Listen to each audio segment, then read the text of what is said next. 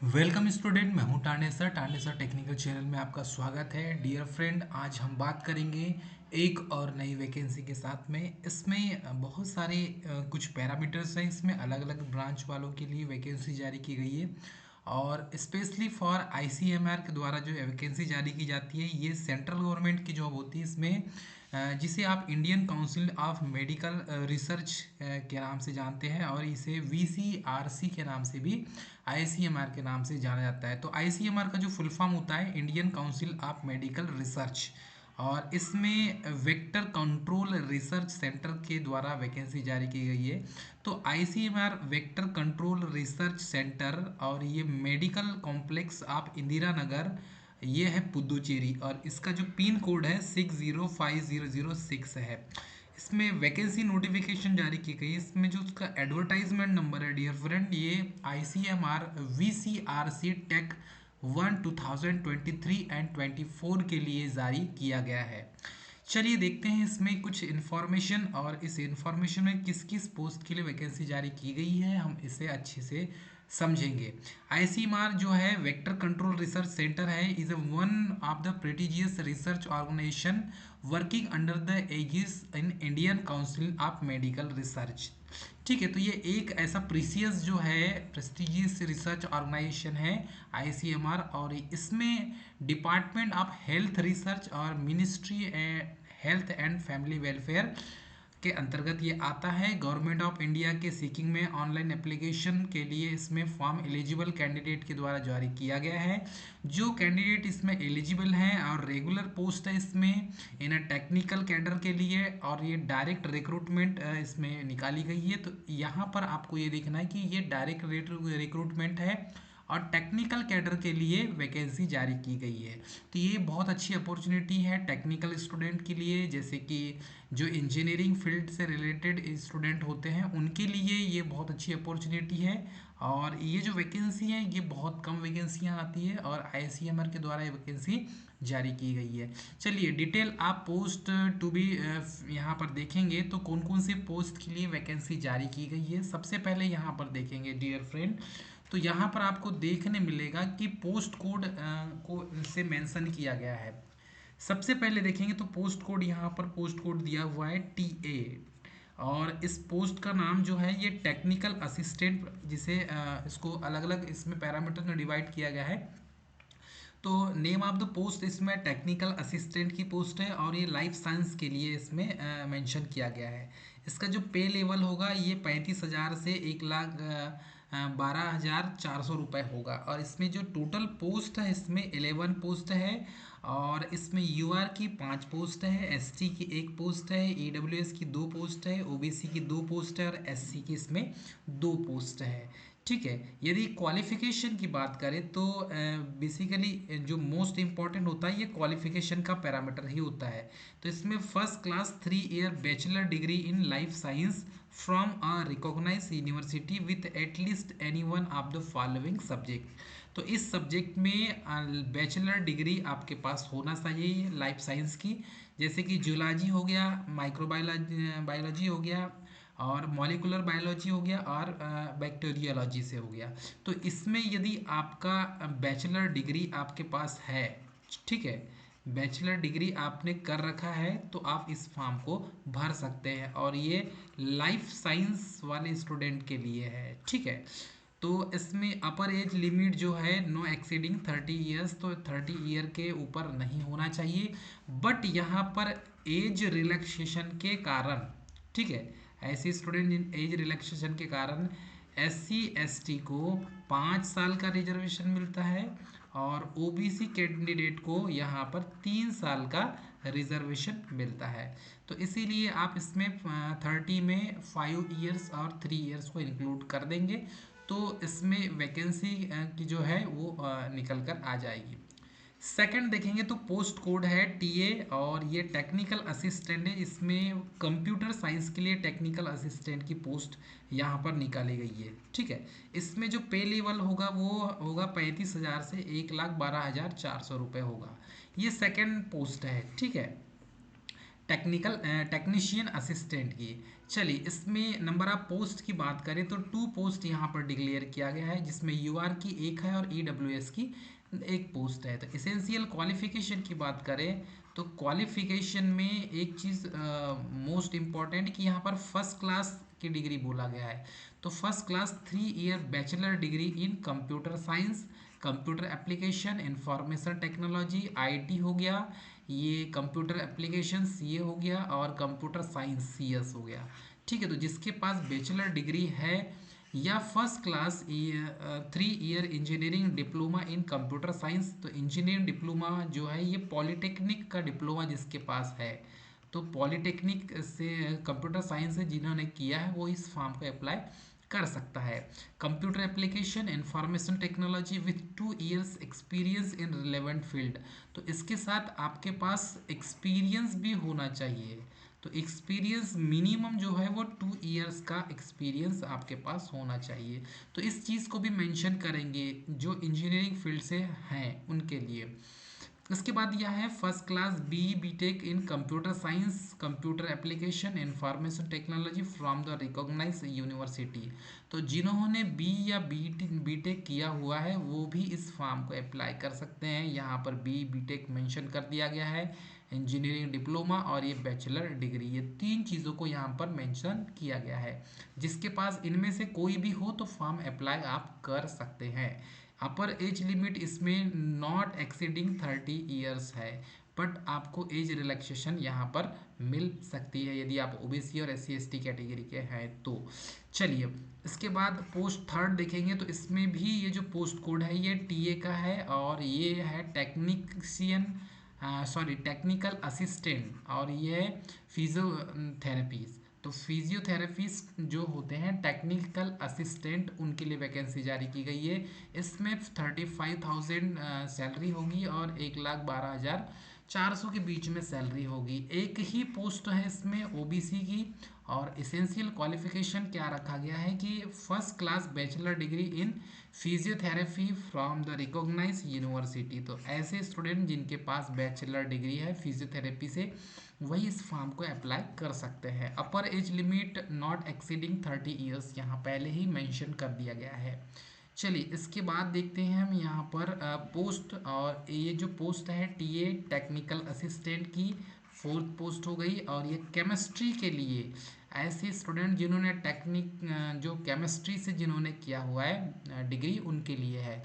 तो name of post technical assistant है, इसमें पे लेवल है 35,400 से 1,12,400 के बीच में, और ये ओनली फॉर वन पोस्ट है, यहाँ पर एक ही पोस्ट डिक्लेयर किया गया है ईडब्ल्यूएस के लिए एक पोस्ट है। ठीक है, एसेंशियल क्वालिफिकेशन की बात करें तो first class 3 year bachelor degree in chemistry from a recognise university, तो 3 साल का बैचलर डिग्री जिसके पास है केमिस्ट्री से वही इस फॉर्म को अप्लाई कर सकता है। अपर age limit not exceeding 30 years, 3 साल के ऊपर 30 साल के ऊपर नहीं होना चाहिए। चलिए नेक्स्ट देखते हैं पोस्ट फिफ्थ, और इसमें भी ये टेक्निकल असिस्टेंट है की पोस्ट है। इसमें सोशलॉजी और सोशल वर्क के लिए ये वैकेंसी जारी की गई है। अब यहाँ पर यदि पे लेवल की बात करें डियर फ्रेंड, तो लगभग जो है 35,400 से 1,12,400 के बीच में है। एक ही पोस्ट है, ओनली वन पोस्ट है, और वो SC कैटेगरी के लिए एक पोस्ट यहाँ पर निर्धारित किया गया है। एसेंशियल क्वालिफिकेशन की बात करें तो first class 3 year bachelor degree in sociology social work from the recognise university, तो आपके पास बैचलर डिग्री होना चाहिए, वो भी सोशलॉजी या सोशल वर्क रिकॉग्नाइज यूनिवर्सिटी से होना चाहिए।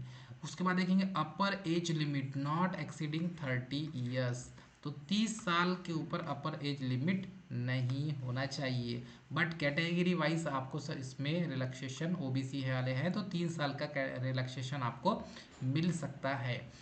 नेक्स्ट देखेंगे तो नेक्स्ट में इसमें भी वही पोस्ट है टीए, और ये टेक्निकल असिस्टेंट है। इसमें इलेक्ट्रिकल इंजीनियरिंग वाले स्टूडेंट, ऐसा स्टूडेंट जिन्होंने टेक्निकल से मतलब इलेक्ट्रिकल से जिन्होंने डिप्लोमा किया हो, ठीक है, या BE किया हो, BE बीटेक किया हो, तो वो इस फॉर्म को अप्लाई कर सकता है। इसमें दिया है पोस्ट कोड 1 और ओबीसी के लिए एक पोस्ट है यहाँ पर निर्धारित। इसका जो पे लेवल है वो 35,400 से 1,12,400 के बीच में है।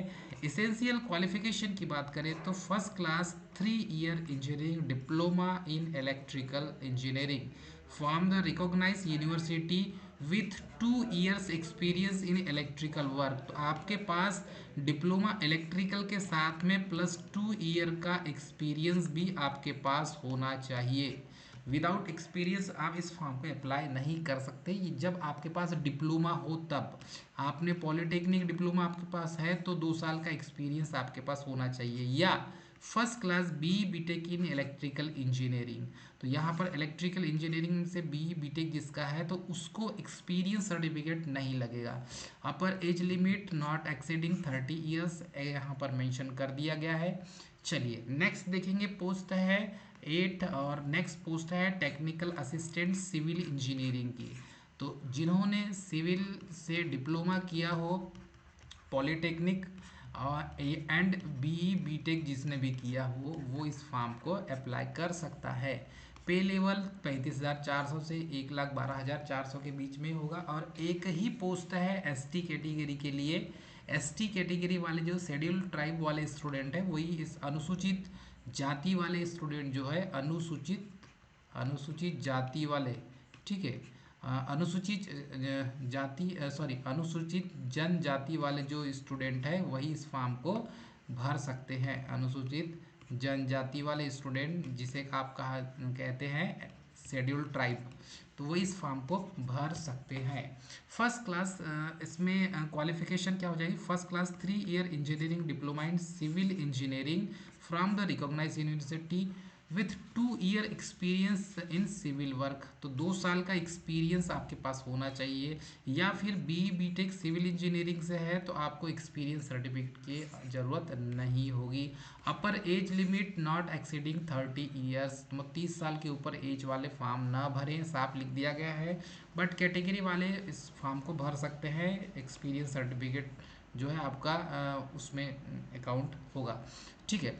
उसके बाद देखेंगे 9 और ये भी है टेक्निकल असिस्टेंट की और ये बायो इन्फॉर्मेटिक्स से है और इसमें पे लेवल्स एज अ सेम है। इसमें भी डियर फ्रेंड यहाँ पर एसेंशियल क्वालिफिकेशन की बात करें, नंबर ऑफ 2 पोस्ट है यहाँ पर, यूआर की एक है, एसटी की एक है। एसेंशियल क्वालिफिकेशन की बात करें तो बैचलर डिग्री बायो इंफॉर्मेटिक्स से जिसके पास है वही इस फॉर्म को भर सकता है। एज लिमिट तो एज सभी के लिए सेम है। इसके बाद देखेंगे टेक्निकल, ठीक है, अब ये नया पोस्ट आ गया MLT टेक्निकल। तो इसमें technician 1 medical lab and technology की बात करें तो इसमें सेम है, पोस्ट है इसमें 28 पोस्ट है। यूआर की 13 है, एससी की 4 है, एसटी की 3 है, ओबीसी की 5 है, ईडब्ल्यूएस की 3 है। एसेंशियल क्वालिफिकेशन की बात करें तो 12th or intermediate pass in science subject with in 55% marks and least 1 year diploma in medical laboratory technology जिसे आप कहते हैं DMLT from the recognise university institutions.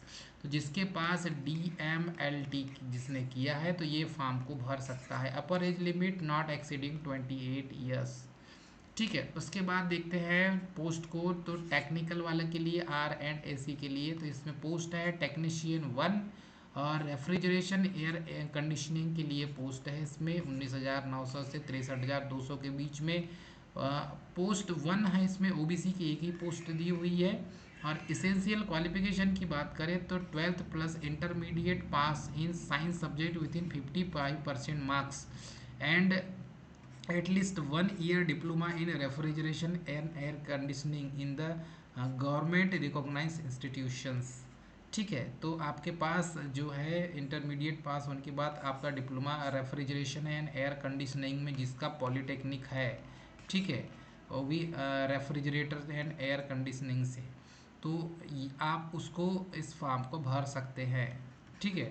Refrigeration and air conditioner वाले तो इस फॉर्म को भर सकते हैं, मैकेनिकल से रिलेटेड है। अपर एज लिमिट तो एज अ सेम है। नेक्स्ट पोस्ट है टेक्निकल प्लम्बर। तो प्लम्बर के लिए टेक्नीशियन की प्लम्बर की पोस्ट आती है, इसमें भी यहाँ पर साफ दे दिया है आईटीआई वाले स्टूडेंट भी इस फॉर्म को भर सकते हैं। Essential qualification 12th plus intermediate pass science subject with in 55% marks, at least 1 year diploma in plumbing course. तो डिप्लोमा बोला गया है, मतलब कि आईटीआई की बात की जा रही है, याद रखेंगे। और इसमें भी जो है आरएसी रेफ्रिजरेशन एयर कंडीशनिंग, इसमें भी या तो आपका पॉलिटेक्निक है या फिर आपके पास आईटीआई भी है, तो भी आईटीआई वाले भी इस फॉर्म को भर सकते हैं। आईटीआई वाले फॉर्म भर सकते हैं, ठीक है, आप याद रखेंगे। ठीक है, इसके बाद यहाँ पर भी जो दिया हुआ है प्लम्बर के लिए 1 साल का कोर्स होता है। आईटीआई वाले स्टूडेंट फॉर्म भर सकते हैं। Upper age limit not exceed 28 years. ठीक है, उसके बाद देखेंगे तो एलए लेबोरेटरी असिस्टेंट की बात करें तो इसमें टोटल 19 पोस्ट है। पे लेवल तो आपको पता है, गवर्नमेंट वैकेंसी का पे लेवल अच्छा ही होता है। इसेंशियल क्वालिफिकेशन की बात करें तो 10th पास 50% से, एग्रीगेट होना चाहिए रिकॉग्नाइज बोर्ड से, और वर्किंग एक्सपीरियंस कम से कम 1 साल का होना चाहिए। तो यहाँ पर साफ शब्दों में एक्सप्लेन कर दिया गया है कि वर्किंग एक्सपीरियंस कितना होना चाहिए। तो 1 ईयर वर्किंग एक्सपीरियंस होना चाहिए गवर्नमेंट कॉलेज, गवर्नमेंट इंस्टीट्यूट से, ठीक है, या गवर्नमेंट रिकॉग्नाइज लैब से। तो ये नॉट एक्सीडिंग 25 ईयर यहाँ पर साफ लिख दिया गया है। एज का क्राइटेरिया तो रखा गया है, आप याद रखेंगे। उसके बाद है पोस्ट लेबोरेटरी असिस्टेंट की, सॉरी लेबोरेटरी अटेंडेंट, और इसमें कैटरिंग एंड हॉस्पिटलिटी असिस्टेंट की पोस्ट है। इसमें इसेंशियल क्वालिफिकेशन की बात करें तो यूआर की एक ही पोस्ट है। 10th प्लस 50% मार्क्स के साथ एग्रीगेट रिकॉग्नाइज बोर्ड के द्वारा 1 year working experience in government recognise approved registered institution in ITI trade certificate in relevant field issued by the government agencies. तो आपके पास यदि आईटीआई का सर्टिफिकेट है लेबोरेटरी अटेंडेंट का, कैटरिंग का एंड हॉस्पिटलिटी का, तो आप इस फॉर्म को भर सकते हैं। ठीक है, तो आईटीआई का सर्टिफिकेट जिसके पास है वो इस फॉर्म को भर सकता है। अपर एज लिमिट 25 ईयर है।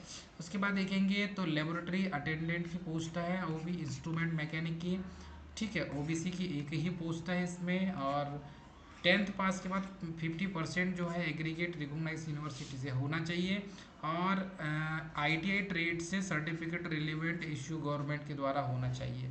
तो आपके पास यदि इंस्ट्रूमेंट मैकेनिक का सर्टिफिकेट है आईटीआई, ठीक है, तो आप फॉर्म भर सकते हैं। ठीक है, नेक्स्ट देखेंगे तो नेक्स्ट है इसमें जो पोस्ट डिक्लेयर किया गया है हॉरिजॉन्टल रिजर्वेशन टेक्निकल के लिए। ठीक है, technical post, technical assistant, technician और लेबोरेटरी अटेंडेंट की। तो इसमें अलग अलग पोस्ट, रिजर्व कैटेगरी पीडब्ल्यूडी के लिए एक पोस्ट है, इसमें भी एक पोस्ट है, इसमें भी एक पोस्ट है, और category wise A B C यहाँ पर रिजर्वेशन दिया गया है। ठीक है, उसके बाद यहाँ पर देखेंगे तो एप्लीकेशन जो है पेमेंट की फ़ीस जो देखेंगे आप, तो सबसे पहले तो कैंडिडेट फॉर्म अप्लाई कहाँ करें। कैंडिडेट रिक्वायर्ड द कि उसके पास ईमेल आईडी और मोबाइल नंबर होना चाहिए। यहाँ पर कुछ इंस्ट्रक्शन दिए हुए हैं, उसको अच्छे से पढ़ लेना है। ठीक है, एक्सपीरियंस प्रिस्क्राइब्ड जो है लास्ट डेट के अनुसार ही होगा, और इसमें यहाँ पर कुछ इन्फॉर्मेशन दी हुई है। Candidate to valid email ID और मोबाइल नंबर होना चाहिए, और आपको जो है इस वेबसाइट पर vcrc.icmr.org.in पर आपको यहाँ पर इंफॉर्मेशन प्रोवाइड की जाएगी। ठीक है, आपको ये जो है एडवाइस विजिट करते जाना है इस साइट पर, यहाँ पर आपको इंफॉर्मेशन मिलेगी। Before filling online application form candidate should be ready with in necessary document certificate. Candidate is required to fulfill personal details and post applied for etc uploaded recent and facing passport size photograph आपको upload करना है। Candidate should read the instruction in the advertisement and online application from the carefully marking entry of the selection opinion. यहाँ पर सारी चीज़ें यहाँ पर दी हुई है, पूरी चीज़ों को आप अच्छे से पढ़ लेंगे। इसका पीडीएफ हमारे चैनल पर आपको उपलब्ध होगा। ठीक है, इसमें पेमेंट का जो है किस टाइप से पेमेंट करेंगे ये यहाँ पर दिया हुआ है। तो एप्लीकेशन जो फ़ीस है 300 रुपीज़ है application fees. Payment gateway changes for the applicable cell भी ऑनलाइन पेड कर सकते हो, आप सबमिट कर सकते हो, और दोनों मोड दिया हुआ है इसमें। ठीक है। एक्सर women candidate belonging schedule caste SC, schedule class, schedule tribe ST, person with benchmark disability PWD, ex service man exempted from the payment fee. तो यहाँ पर डियर स्टूडेंट SC, ST और PWD और उसके बाद एक्स सर्विसमैन, ठीक है, इनको क्या है, पैसा नहीं लगेगा, नो फी। ठीक है। इसके बाद देखेंगे आप तो सिलेक्शन की प्रोसीजर क्या होगी। चलिए सिलेक्शन की प्रोसीजर देख लेते हैं। तो selection for the post mention under the, एक तो साइको होगा, ठीक है, फिजियो, TACS, टेक्निकल RSA और प्लम, और ये सब के लिए जो है through the written test followed by the skill test qualifying nature होगा, और रिटन टेस्ट होगा, उसके बाद स्किल टेस्ट होगा। Remaining post on the written test will be conducted. इसको जो है आपका CBT टेस्ट यहाँ पर कराए जाएंगे, CBT कंप्यूटर बेस्ड टेस्ट करवाए जाएंगे, ठीक है, ऑनलाइन एग्ज़ाम होगी, कंप्यूटर CBT बेस्ड एग्ज़ाम होगी, ठीक है। अब यहाँ पर scheme of the technical assistant के लिए पोस्ट की बात करते हैं। यहाँ पर पोस्ट मेंशन कर दिया टेक्निकल असिस्टेंट की। Subject number of the subject 60 number का और जनरल इंटेलिजेंस यहाँ पर देख सकते हैं आप 10 नंबर का होगा, जनरल अवेयरनेस 10 नंबर का होगा, क्वांटिटी एप्टीट्यूड 10 नंबर का होगा, इंग्लिश लैंग्वेज 10 नंबर का होगा, मैक्सिमम मार्क्स, और यहाँ पर टाइमिंग भी दे दिया गया है 90 मिनट का होगा, ठीक है। और 60 क्वेश्चन, 60 सब में वही है, 60 मार्क्स का 60 क्वेश्चन, 10 नंबर का 10 क्वेश्चन, ठीक है, उसको इक्वल डिवाइड किया गया है। टेक्नीशियन सेकेंड पोस्ट टेक्नीशियन के लिए, और टेक्नीशियन के लिए रिलेवेंट सब्जेक्ट 60 नंबर का होगा, जनरल इंटेलिजेंस 10 नंबर का होगा, जनरल 10 क्वेश्चन होंगे, जनरल अवेयरनेस के 10 क्वेश्चन होंगे 10 नंबर के होंगे, क्वांटिटी एप्टीट्यूड भी 10 नंबर का ही होगा 10 क्वेश्चन होंगे, इंग्लिश का भी 10 ही क्वेश्चन होगा 10 नंबर का ही होगा, और इसमें भी 90 मिनट दिया जाएगा। तीसरा जो पोस्ट है लेबोरेटरी अटेंडेंट की, और लेबोरेटरी अटेंडेंट में आप देखेंगे तो इसमें भी रिलेवेंट सब्जेक्ट में 20 क्वेश्चन दिए रहेंगे 20 नंबर के, जनरल इंटेलिजेंस 20 क्वेश्चन 20 नंबर के, जनरल अवेयरनेस 20 क्वेश्चन 20 नंबर के, क्वांटिटी एप्टीट्यूड 20 क्वेश्चन 20 नंबर के, और बेसिक इंग्लिश 20 नंबर 20 क्वेश्चन उसमें रहेंगे, और 90 मिनट का ही इसमें भी टाइम दिया जाएगा, ठीक है। टाइम तो समान है सभी में, एज अ सेम है। एज लिमिट का क्राइटेरिया तो यहाँ पर साफ बोल दिया गया है, no age relaxation will be given SC ST OBC non creamy layer candidate applying for the unreserve post for the government of India. तो नो एज रिलैक्सेशन, इसमें एज रिलैक्सेशन नहीं दिया जा रहा है, ठीक है, साफ शब्दों में बोल दिया गया ICMR के द्वारा, जबकि ये गलत है, एज रिलैक्सेशन देना चाहिए। मैं इसके अगेंस्ट में आपसे बोलता हूँ, ताकि OBC वाले स्टूडेंट हैं इनको 3 साल का रिजर्वेशन दिया जा रहा था, तो वो देना चाहिए, ठीक है। चलिए जनरल इंस्ट्रक्शन ऑफ कैंडिडेट, आप इसे पूरा पढ़ लेंगे, इसमें बाकी कुछ दिया नहीं है। डॉक्यूमेंट्स जो है अपलोड करते समय आपके पास डेट ऑफ बर्थ प्रूफ होना चाहिए, एजुकेशनल क्वालिफिकेशन 10th क्लास का होना चाहिए, वर्क एक्सपीरियंस होना चाहिए, SC कैटेगरी PWD का आपके पास सर्टिफिकेट होना चाहिए, submitted central government employ seeking the relaxation आपके पास होना चाहिए, और जो जो डॉक्यूमेंट्स लगते हैं सारे डॉक्यूमेंट्स यहाँ पर आप अटैच कर देंगे, ठीक है। तो ये तो था कि इस फॉर्म को कैसे भरना है। अब फॉर्म को हाउ टू अप्लाई पे यदि आप देखें तो इसको अप्लाई कैसे करेंगे आप, तो यहाँ पर वेबसाइट दी हुई है, इस वेबसाइट पर जाएंगे आप, और इस वेबसाइट पर जाकर आप फॉर्म भरेंगे। तो ये जो वेबसाइट दी हुई है यहाँ पर, ठीक है, इस वेबसाइट पर जाएंगे कैंडिडेट, सो कैंडिडेट यहाँ पर हैव वैलिड ईमेल आईडी आपके पास होना चाहिए, मोबाइल नंबर होना चाहिए, और active through the recruitment process necessary intimation admit card by the written examination document verification, ठीक है, will be send the candidate through their the registered email ID registered mobile number candidate, ठीक है। Candidate advice for the visit ICMR CRC website, तो ये website दी हुई है, इस website पर आपको जाना है, एंड दिस इज़ ICMR.nic.in पर रेगुलर इसमें इंटरवल करते रहना है, अपडेट देखते रहना है, रिक्रूटमेंट प्रोसेस होगा और इसमें सारी चीज़ें आपको यहीं पर दिखाया जाएगा इस वेबसाइट के थ्रू ही। और इसी में जाकर आपको फॉर्म भी भरना है। फॉर्म भी कैसा भरेंगे, इसी में जाकर आपको फॉर्म भरना है डियर फ्रेंड। ये कुछ फॉर्मेट्स दिए हुए हैं, इस फॉर्मेट के आधार पर आप ये सारी चीज़ों को आप देख सकते हैं। Document uploaded submitted and their document verification, ठीक है, ये इन्फॉर्मेशन पूरी दी हुई है। इस इन्फॉर्मेशन को आप स्पेशली अच्छे से पढ़ लेंगे। डियर स्टूडेंट, हमारी वीडियो कैसी लगी, हमारे चैनल सब्सक्राइब, लाइक और शेयर करना जरूर। तब तक मिलते हैं नेक्स्ट वीडियो में, सबके लिए जय हिंद।